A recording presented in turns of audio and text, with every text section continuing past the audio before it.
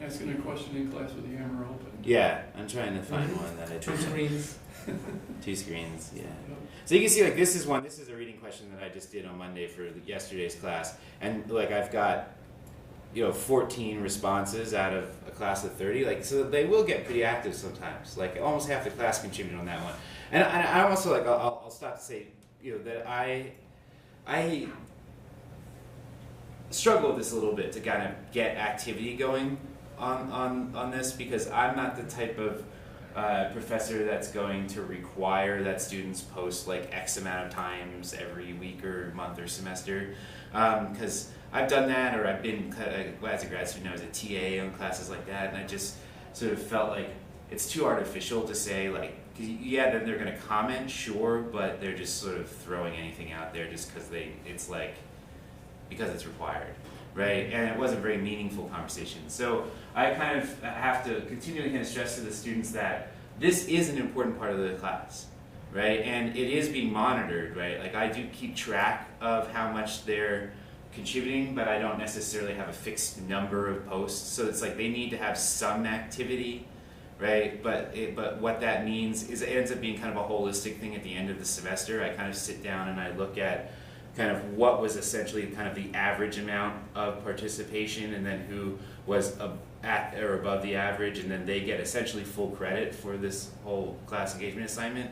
And if they were under that, then they lose credit. But if they were under it, that usually is just because they weren't in class. Like, that usually, and those students kind of start self-selecting themselves. So it really is the kind of thing that I structured, that if you're present and you're prepared and you're engaged, I'm giving them essentially lots of prompts and things that they should get full credit, right? The only way they're not is if they're just not being an active member of class. So, but like in terms of like outside of class stuff, you definitely see some students will kind of be, but I see it break down along the lines of the ones who post a lot to like the reading questions tend to be the quieter ones in class who don't talk.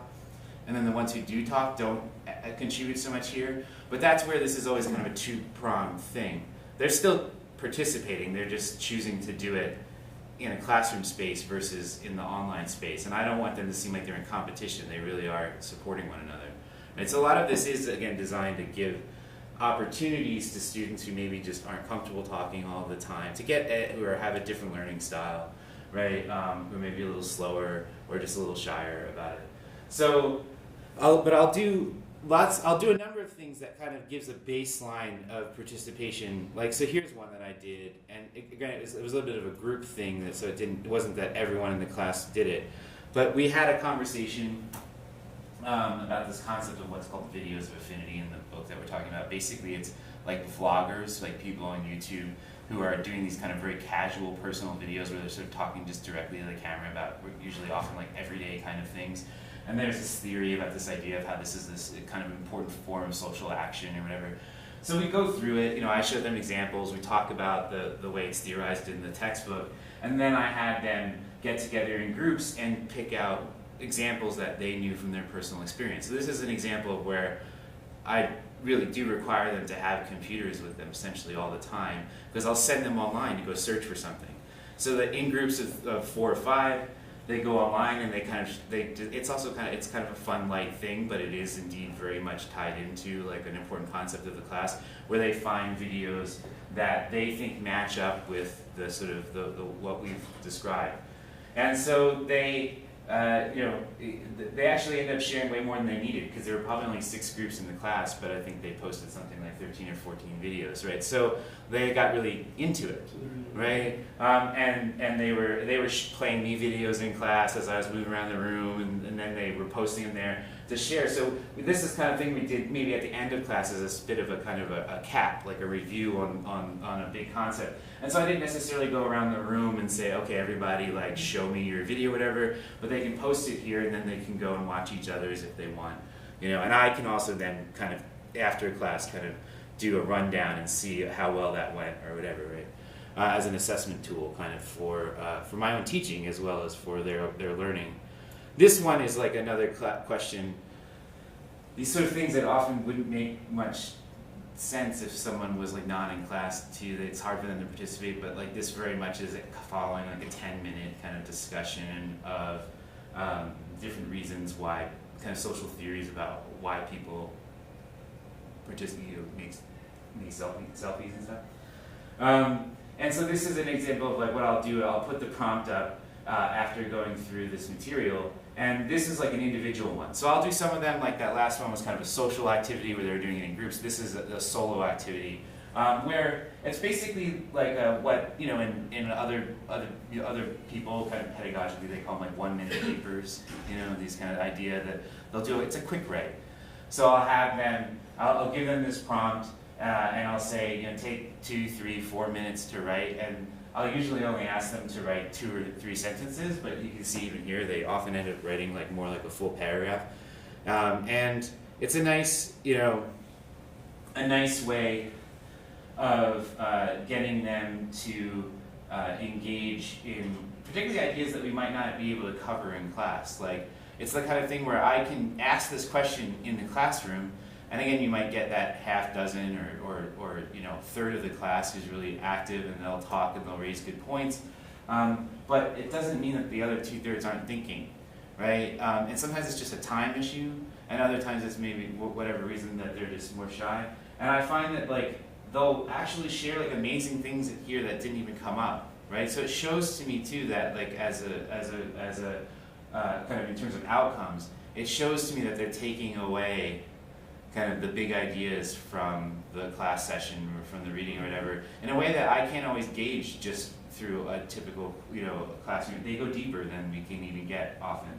And again, this is the thing where I'm basically requiring everyone to do it, but they never complain. They actually really like doing these things.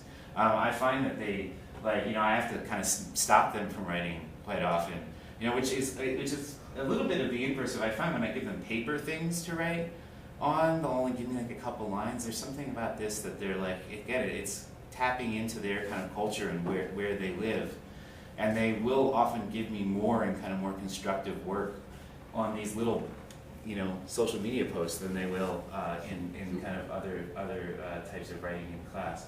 So that's like one of the main things that I'll do is giving them, you know, these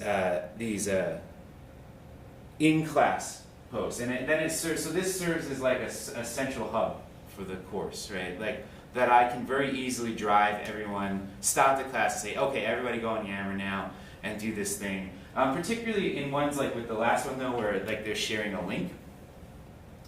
That's just something I can't do with, like, I could do this with a worksheet, sure. Like I could say, okay, here's a worksheet, write it down, or you know, take a piece of loose leaf paper and write something down. Like I said, I think this does actually produce better results. It's a little easier for me to parse this way. It is something interesting that, you know, it's a little more public. Again, it's a private group, but it's shared with the whole class, so they can kind of see each other's. And I think you get an interactive thing. They'll respond to one another. You know, they're like as they're writing, they're reading what the other people are saying, and it'll be more conversational. But the in terms of like doing activities where I have them go search for and find a media object, like a video, you know, I can't really do that like in an offline component. And that's, again, I do this for like a new media class, right? So it's like, you know, internet, social media. And so, it really allows, and I guess I could probably do that with Blackboard, but it just doesn't work the same way. You know, certainly not as, it's not as collaborative. It's pretty stodgy. It's not going to, like, this will embed the video, right? And then they can see the video right here. Like, that doesn't work, Blackboard doesn't work that way. It also allows me to post links for them to go visit. I don't think I have one like right at the top here, but like sometimes with an activity, I'll say, they'll post memes and stuff too. This is kind of like, so there's kind of an Alex Jones meme thing going right now in this one class. And it's actually like course relevant. We talked about this idea of like kind of charismatic leaders online and you know how these people kind of lead through force of personality, and so like it came up early in the semester and they've just been running with it. What was I saying? You would post a link. Oh yeah, I can post a link. Like I'll have them do things like when we do internet history. There's some really good like Internet History Museum has these sort of cool basically exhibits online for all these different kind of old media objects, and I can say everybody pick their own object and you kind of read about it online and then Google it a little bit, and then they'll, so I'll send them to a link and then they'll bring back something, right? This kind of like search and recover kind of activities, right? So it's really cool that I can do that here in a way that I couldn't necessarily easily do.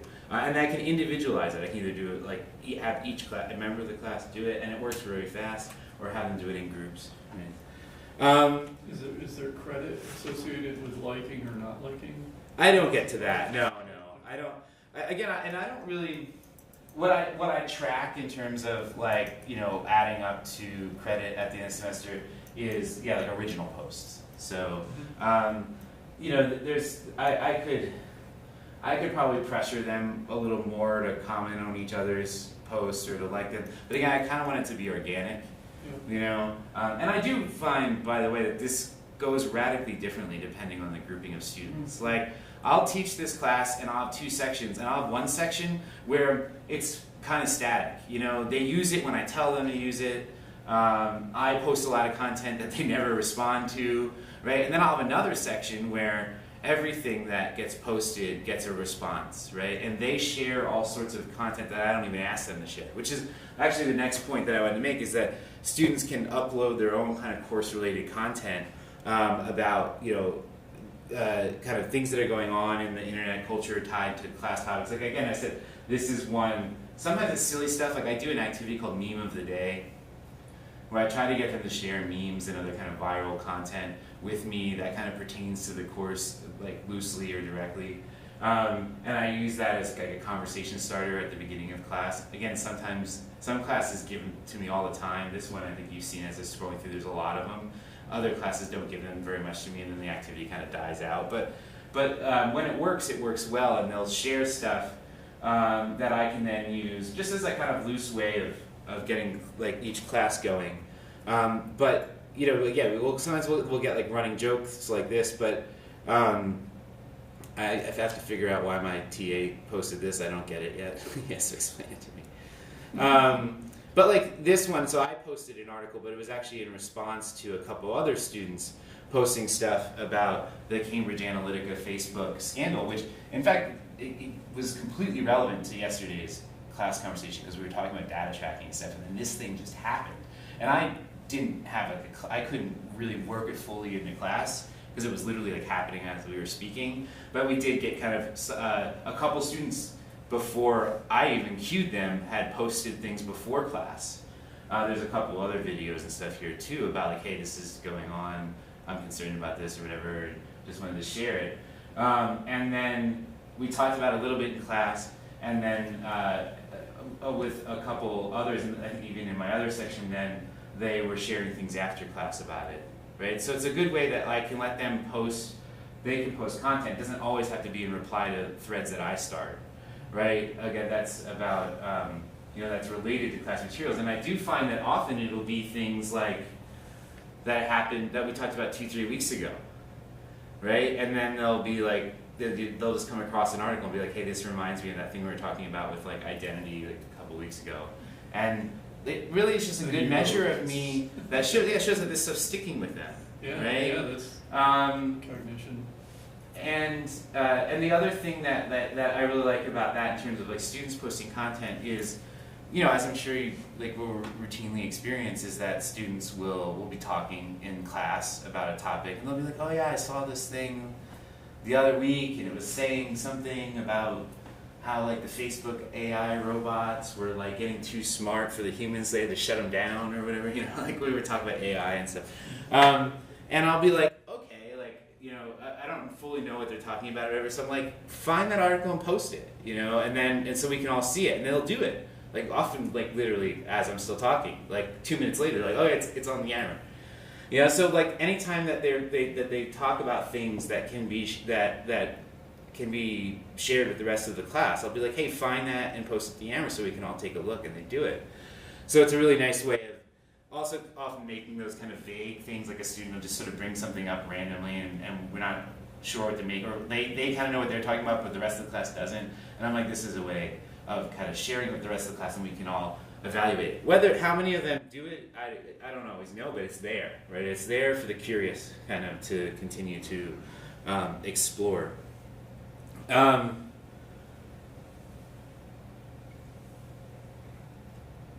And again, it's just a general way that I try to get them to participate, both like inside and outside of class, so that kind of idea of participation can happen on their own terms. And I mean, there are like a few sort of downsides to using Yammer, as we were talking a little bit about. I mean, it certainly isn't perfect, but I've kind of weighed the options. I don't know if you got it, if it was around when you were coming in, but I have real qualms about, real kind of problems with making students go pay for services. You know, there's all these sort of educational technology platforms and the clickers and all this kind of stuff that enables interaction in the classroom, although again, often kind of fixed response kind of interaction. This is a little more, you know, open-ended, which I do like. It makes it sometimes a little difficult for me to assess, you know, or control, but I'm kind of comfortable giving over a certain amount of control to allow the kind of class to be this organism that can kind of grow on its own and be its own thing. I'm willing to experiment in that way, right? And so sometimes but I don't like to make them go sort of purchase software or clickers or any of that kind of stuff. There are other free programs that we could use, even like, you know, collaborative tools like Slack or something like that. But I have issues with making students sign up for third-party services that are going to harvest their data and, you know, so on. It's something that we talk about in my class a lot, so I kind of feel like I shouldn't be too hypocritical about it, right? I'm saying, like, you need to be aware of this, and then, like, oh, by the way, I just, you know, made you do it. So, you know, I feel like, and also, you know, so it's a cost thing and a privacy security thing, and because we subscribe to Office 365 as, you know, through that's our college's platform, I want to make as much use of it. It really does create an environment in which the content, you know, can be fairly secure. It's very easy to access. Things can be shared across platforms very easily.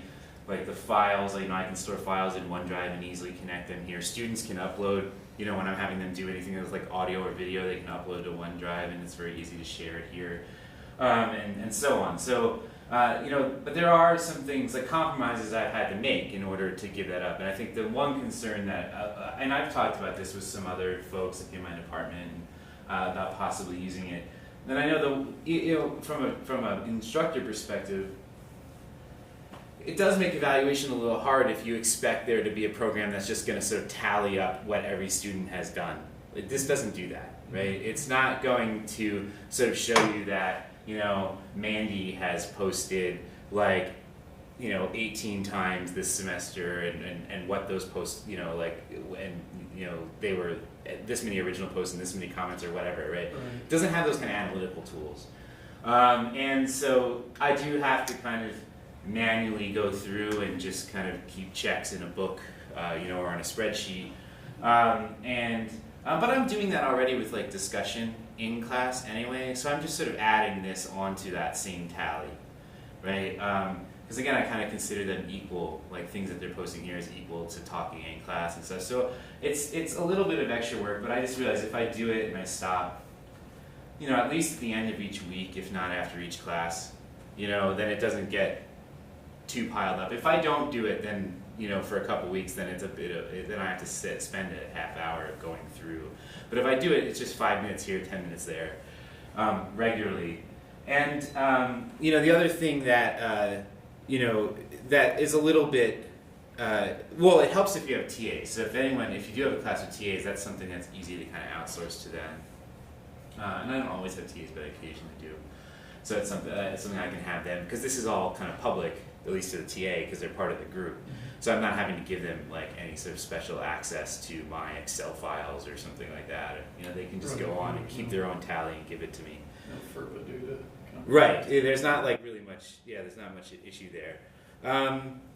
It can be a bit of a hassle to add new users, as we were talking. You just have to get this. The main issue is that the students haven't used Yammer, and for whatever reason, Yammer doesn't allows you to add students, or allow students to add themselves if they've never activated Yammer, which literally means they just have to click on the icon on that first Office 365 homepage, right, like here. So I have to just tell everybody, like, first day, like, go in and click on the Yammer, and then there's always like a half dozen kids who just don't do it till like the third or fourth time I tell them. It's a little bit of a pain. So some of that management stuff is a little bit tricky or whatever. And it's not possible to preload content too, which you can do with some, at least with some of like the more like the online quiz software. I think it's very easy to preload it and then just make it go live. Here I have to either write out, like if I have a question that I want to ask in class, I either have to write it out live, which takes me 15 seconds or something, but it's a weird pause in class where I'm like, okay, like, I have to go switch screens over here and do this thing. Or I have to remember to have like a Word document, like, saved that I can quickly cut and paste and then make it go live. But usually I have a question on the other screen, so they're going to take the first minute or two thinking about the question before they start typing. So that gives me a little bit of time that I can quickly do that. But again, I just have to choreograph the thing a little bit. But I think that's going to happen with almost any platform that you're trying to do using social media in class. It does put extra demands on you as an instructor, right? But that's our job, right? I'm not. There's more to just showing up and having a couple papers and writing a few things on the board at least. I'm always using digital technology, always having slideshows and things. Even for just a discussion, I like to have things there to sort of to draw attention to. And so this is just another thing that I have to, once you get the hang of it, it really is not that much trouble. Often the biggest trouble is getting the podium computer to boot. So making sure you're there for a few, it's like once I get the computer booted up, it's like 30 seconds to get the Yammer up or whatever. Right? And like I said, it's difficult to get students to use the platform independently, without me having to prompt them all the time. But I just have to keep kind of reminding them.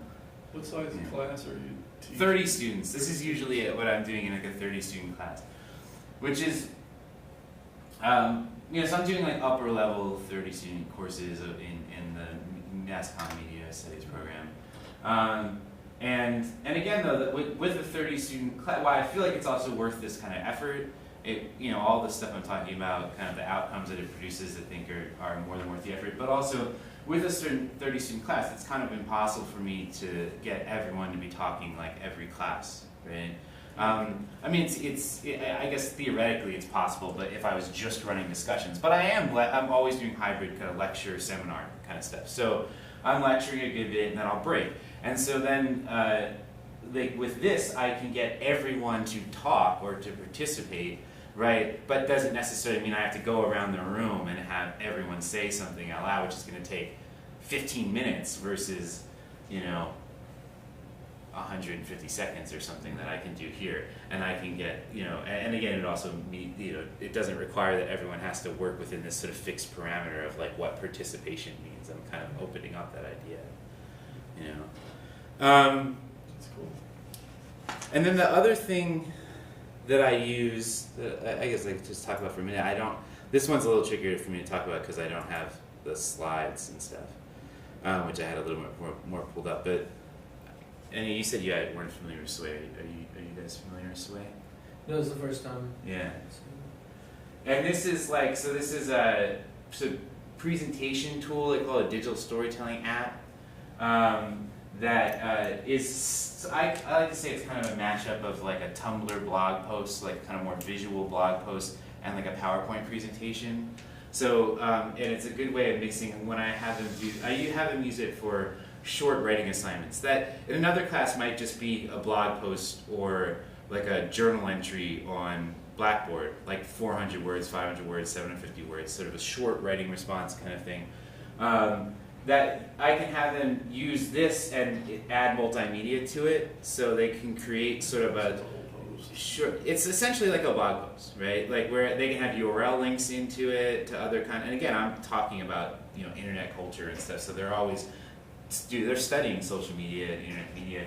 So like if you're writing about it, like show it to us too, or work it into the post like you would in an online magazine article. And that's also the style of writing that I'm usually kind of trying to get them to think in. Kind of a good critical kind of journalism piece that you might read in Slate or The Atlantic or something like that. So that like they can have, if they're talking about a video, you can embed, with Sway you can easily kind of embed the video. You can take screenshots. If you're talking about a website, you can take screenshots and easily embed images. And you can also link to the site and link to other stories and show your sources that way, right? So this is always like, it's nice. I can see if they have a tutorial thing or something here. I'll give you a few examples. I'm not logged. I don't have any like on my account, so it'll take me a little. Yeah, this is like just one where I was playing around with it. I think. It's not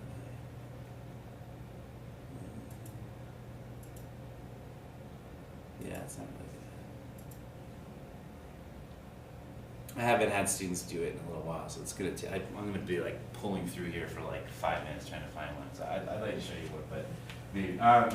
But that it's very easy to embed, right? Because they're all, so Sway. If there's a negative to it, I think for some people is that it only creates an online file, right? And it lives like in that Microsoft universe, so you can't download it as like export it to a PowerPoint slideshow or whatever. But for my purposes, like that's not a big deal because I have them, like when they have assignment due, I'll post a thread and they submit it, instead of submitting it to a Blackboard folder or whatever, they submit it here. And also it's a way that they can see each other's work. I think that incentivizes them to put a little extra like effort into it too, when they know it's everyone seeing it, not just others potentially. And so I'll create a post and they'll just copy the links and it just embeds the project right there. Or you can launch it in Sway. It's very organized, I think that format though, I like using that format as opposed to just a short piece of writing because it really allows them again to kind of pull in the materials that they're talking about, also to get familiar with a style of writing and presentation that I think almost all of them are going to have to use early in their careers. I mean, I'm in a communication and media department, so a lot of my students are going to go into some form of media production or journalism or marketing. But even I have a lot of students who will go into sort of like education administration or like working for nonprofits, and often, particularly the job that they give the intern or give the new employee is going to maybe have something to do with like creating content for the website, right? So it's familiarizing them with that kind of writing style and that kind of presentation style that's sort of native to the web. Right, rather than just, again, I almost feel kind of hypocritical when having them like analyze a website and they're just giving me like a printed paper like this, right? It's like, it's not natural, right? It's not the world in which it's living. So, I do that pretty frequently. And the nice thing about it, though, like for if you guys aren't familiar with it, right, is you don't need to be, right? It's very easy to learn. If I were to kind of start a topic here, whatever. Go away.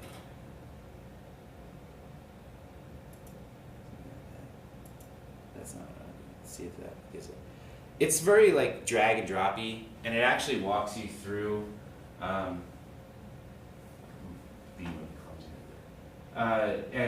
And it'll basically tell you like put an image here, right? And it'll make suggestions. Once you put text and images in, it'll give you design suggestions. So it doesn't require any production skill. And in fact, I very kind of purposely don't give them tutorials. Like I'll show them a video or two, and I'll show them a couple past projects so they have a feel for like what it can do.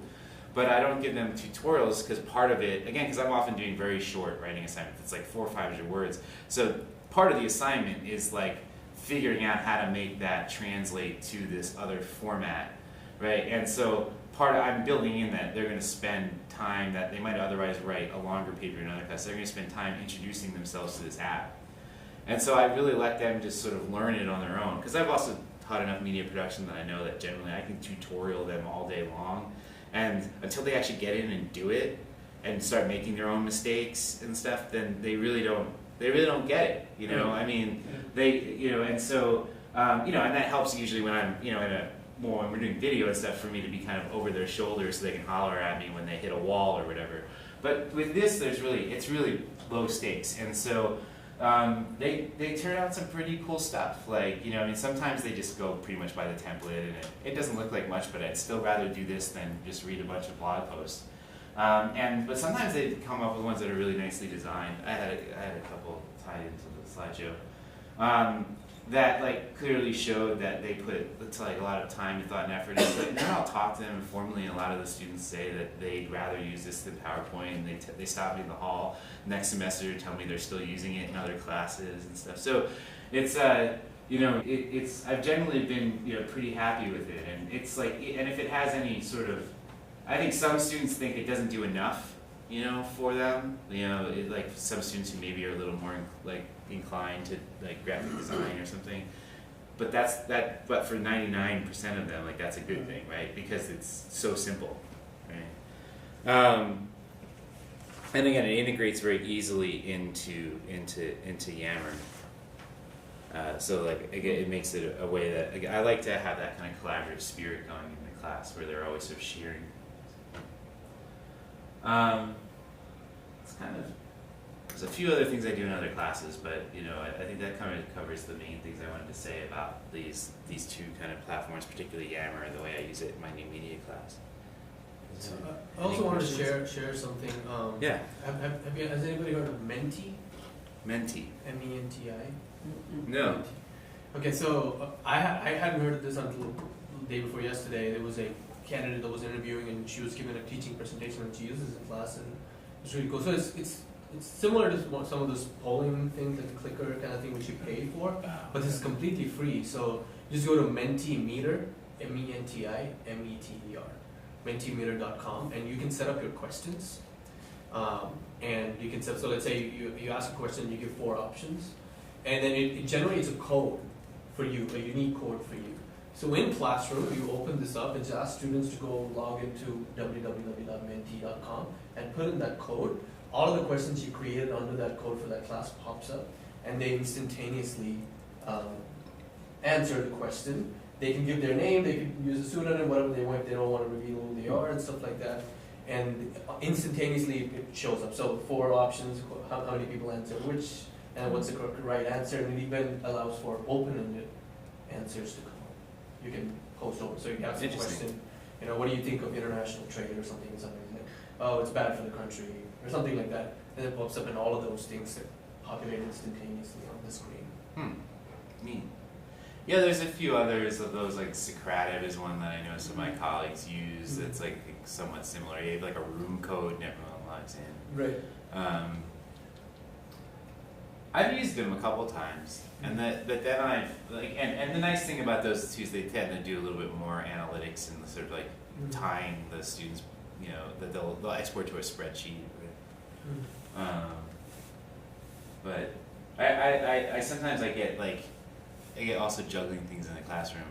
I've done that where I'm jumping between like a slideshow and Yammer and like Menti or Socrative or whatever, and then I'm just like, okay, it's just like kind of too much. Like I know like in some ways, maybe Menti's better for certain things, but I'm like, I like to put everything in one place. And I think if you use the paid service, which I think is not like $8 a month or something, you can integrate that into your PowerPoint. Oh, okay. Yeah. So you don't have to move, you don't have to switch slides. But if that's so it's just paid for the instructor, not for the students, though. Just for you, yeah. Okay, that's interesting. Thanks, Andrew, so much. I gotta head out. So yeah, no, thank you. Thank you very much. It was really informative. I think Yammer is something that I always see these feeds, like somebody on the college keeps posting stuff, and I've used it some couple of times, and I figured I was with Facebook, but never really got into it. So that really I know that there is like the open college one, and some people use it, but it seems like they sort of struggle to get it to become kind of normalized, and it does work nicely for this, like the private sometimes group. a lot of political. Well, we tried to launch Yammer about a decade ago. Has it been that long now? Yeah, before Microsoft owned it. Oh. Yeah. And because it was free and it was social media by organization, and it got no traction at all. Yeah. It is a little bit of an uphill climb, like just getting them to use anything other than like what they already use. That's also why like I try to put things in one place as much as possible, because I feel like anytime you start adding another website or another thing that students have to go to and log in, it just seems like it introduces like more problems. It's too complicated. And like Yammer, and it's a stupid name too, right? So like I think they're like, oh Yammer, probably, but they generally, you know, they generally take to it, especially if I just present it to them with a bit of enthusiasm. You know? Nice. Thank you. Yeah. I'll see you around later. Sure. Yeah. That's cool, Andrew. It's a little striking to me how similar this is to my class, but I do all mine in Blackboard. You do. Yeah, so I set up a discussion forum for each question or topic I have. Yeah. And then have little quizzes. And it's definitely not as interactive, and, you know, I know when I'm setting it up, it's like I said, it's stodgy compared to It this. is. Yeah. And then, you know, because like some students are perfectly comfortable putting in a real hyperlink in Blackboard versus a drag and drop, or you paste the text there and Right. it recognizes it as a hyperlink. Yeah, there's just some of those little sort of visual components and things that I like so much better. I know you can set it up for students to be able to post things kind of independently in Blackboard, but it's just something, I think part of it, I don't know if that might have been before you came in. I mean, a big bit of it that I like about this is that, you know, I think Yammer's initial kind of advertising, maybe not slogan, but there's sort of like the MO on it was that it was Facebook for business, right? Right. And it really does look and feel remarkably similar to Facebook, like to the point of almost copyright infringement kind of thing, you know? Yeah. And so but that works in my favor in terms of like getting the students to use it. Like I think, yeah, they have bad associations with Blackboard as, you know, this institutional piece of software that is always screwing them over in one way or another, it seems, you know? Like it's, you know, things don't upload when they think they upload and blah, blah, blah. And so like, but this, you know, it's a break from that, but it's also closely related enough, again, because it's kind of in the ecosystem that we've created for them. But it looks and works like they expect these kinds of things to work because of how much they've used a Facebook or a Twitter and stuff. And so, like, all of the little things, like, you know, when you go to create a post and it's like, you know, a new thread, and it's got the paper clip, you know, and like little things like that. It's just, I don't have to tell them how to work it, you know, Right. You know, and they'll give up on things if they have to spend more than a half a minute trying to figure it out often. And with this though, I don't really find like that learning curve doesn't exist. You know, I can just throw them right in. And I haven't checked in years, and it seems like, I assume there's a Yammer app for the phones. There is. To tie into our instance of it. There is, yeah. They can do it on their phones, on either Android or Apple, which is nice because as much as I tell my students to like bring their laptops or their tablets, because a lot of the stuff that we're doing that you can't very easily do on a phone, like if I'm having them go search for things online. But there's always some that don't bring it or forget to bring it, and so like if you have a phone, you can at least still do it. You know, it might take you a little longer, it might be a little clunkier, but they're still able to. If I ask a question, they can still get on and type a response. So yeah, I feel like it takes out a lot of those challenges that in terms of like accessibility, and I'm not even talking about like, you know, in terms of, but I just mean accessibility for like students have no excuse, because it's like, you know, they can't say, oh, I don't have it, I can't do it. It's like, if you have some piece of technology with you, you can do it, you know, as long as you get online, you know. And I haven't had too many connectivity issues. I mean, Wi-Fi seems to be getting a little worse and worse on campus. I've had more this semester, I think, than last semester than I had the year before, but I know that like one of the warnings that Chilton gave me when I started doing this was like, in a building like Fitzell here, when I've had 30 students all go online, that it could overwhelm like the local Wi-Fi, but it generally hasn't been an issue. I'm routinely having like all 30 students like surfing online and try finding files and uploading them, and you know, it doesn't. That was a little bit of my concern early on, but it generally hasn't been a problem. You know, with using this stuff so much in the classroom. That's cool. Very nice. I apologize for us missing the beginning of this. Hearing I don't know what calendar happened. setup. I just quickly checked my calendar and it was at 1. But then I had the thing in my office that said 12:30 to 1:30, the printout that went out. And I think I just had that tagged in my board, and I just sort of I didn't even bother to check my digital calendar. Not your fault, and yeah, you have our apologies. This is wicked cool stuff as far as I'm concerned. And Thanks. Yeah, I mean, Chilton helped me a lot getting Yep. it set up like a year and a half, 2 years ago now. I've been using it repeatedly, and I've considered switching over to Teams because that wasn't available when I first started. right, And I think Teams, I played around with Teams a little bit. It certainly has, some more functionality, but in some ways maybe almost too much functionality. Like for what I'm doing with this class, like it's pretty simple, it's pretty straightforward. I think the less kind of tech I throw at them, the better. Right? Like I might use Teams if like I start doing more production stuff where students have to be sort of sharing files back and forth and things. But this works actually very well. And I've also just gotten a workflow going that I haven't seen enough in Teams that makes me feel like I need to switch and kind of change the way that I've been doing things. I've gotten pretty comfortable with this. nice. So, yeah. Thank you. Yeah, you're welcome. This is very cool. And I've been using. Are you guys using the stream at all? Yes, we Yeah. love. I like that. I didn't show that before, but oops, what just happened?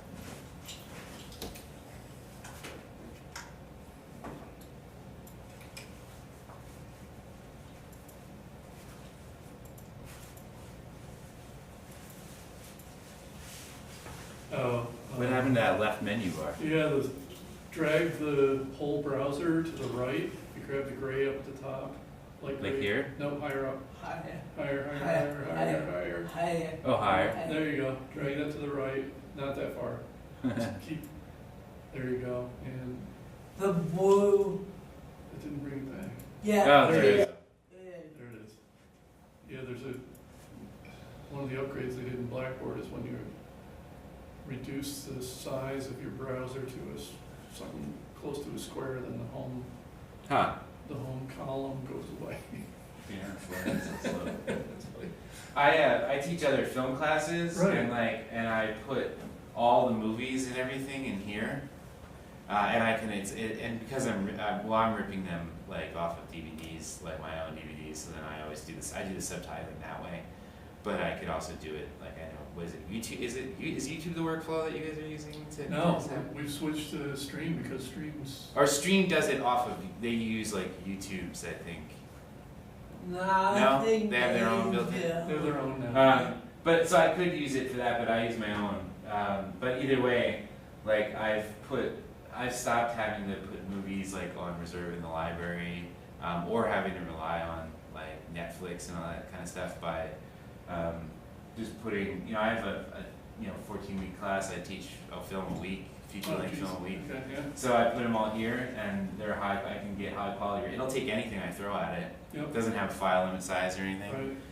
And so I just create the channel, and this is easier to set up than Yammer in terms of adding the students. That for whatever reason, Yammer is a little tricky, but this is like I can just add anyone, and then they really have no excuse for not being able to access these things because I'm putting them right here, all in one place, and it's like a nice high definition. They can watch it at home. They can hook it up to their TV. They can watch it on their laptop. They can You just haven't stream. gotten any notices from. No, I've been doing it for 2 years now. Well, I was doing it in video before, and now stream. And I've had, copy, full feature-length Hollywood films just sitting up there for, all that time. Never gotten one copyright notice. That was initially the concern that Chilton and I had, and I kind of played around with it, and I kind of put something up. Like I think in the summer before I first did it, and I just like let it sit there for a month or so to see if anything would happen, and nothing happened. So then I did run my first semester that way, nothing, and now I'm in my fourth semester of using either video or stream, and it's perfect. It works perfectly. You know, I can't quite. I think none of my colleagues have started doing it in like who also teach film classes because I think they don't want to go through the work of having to like rip all the films. But it really isn't that much trouble. No, it's not. And like, you know. Huh. It's very curious. Well, It's definitely increased the engagement that students have in terms of like Sure. watching the films, certainly before class, you know. So I really appreciate these apps that are tied into 365. It's great, and I like that you keep adding new ones, or they keep adding new ones, we keep adding new ones. You know, it is pretty only got down to our campus anyway, so it is. Yeah. how outside people would find them. No, No, they wouldn't. it would be Microsoft clamping down Right. if Yeah. if they decided the copyrighted they material can. was right. I'm very careful about making it private, that it's not downloadable, so that it's only my students in my class who can access it through their logged in account. So that, I think that would protect us there, that it's this kind of fair use or whatever. Not just bootlegging this in a way, you know. Right. But yeah, I think what the fear would be that Microsoft would just sort of scan its servers, you know, the way YouTube scans its servers just for like using bots to find any kind of copyrighted content, and they wouldn't be paying attention to the context of kind of like who was using it where or whatever. Right. But I haven't had that issue. Oh, cool. Glad to hear that. Well, thank you very much. Oh, thank you. I really appreciate the opportunity.